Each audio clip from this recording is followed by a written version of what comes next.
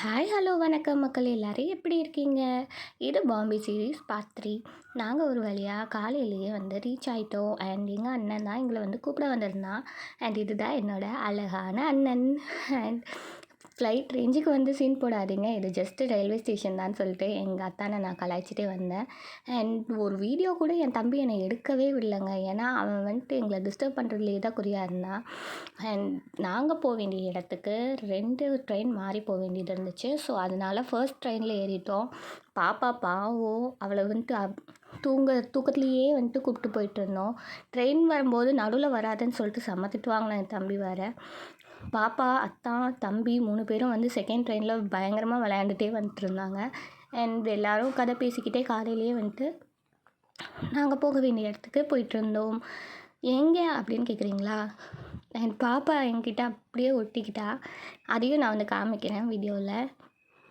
நல்ல ஒரு உறக்க நிலையிலேயே இருந்தாங்க மேடம். தும்மல் வேறு. இதில் ஒரே சிரிப்பு தான் அவங்களோட. அவங்க இல்லைன்னா சத்தியமாக வந்துட்டு டைமே போகாது எங்களுக்கு. டைம் பாஸ்க்குன்றது வந்துட்டு வைஷுக்குட்டி தான். ஸோ ஜாலியாக என்ஜாய் பண்ணிகிட்டே வந்துட்டு ட்ரெயின் ட்ராவல் பண்ணிகிட்ருந்தோம். ஆக்சுவலாக ஃபஸ்ட்டு ட்ராவல் முடிச்சு 2வது ட்ராவல்னு சொல்லலாம் இதை. ஸோ அப்படியே போயிட்டுருந்தோம். என் தம்பி வந்து கேம் விளையாடிட்டு இருந்தான். நான் அங்கேயே தூங்கிட்டேன். எங்கள் அத்தா அதை தான் வந்து வீடியோ எடுத்து வச்சுட்டு இருந்தாங்க. கரெக்டாக நாங்கள் போகிற இடம் என்னென்னா வாஷி தான்.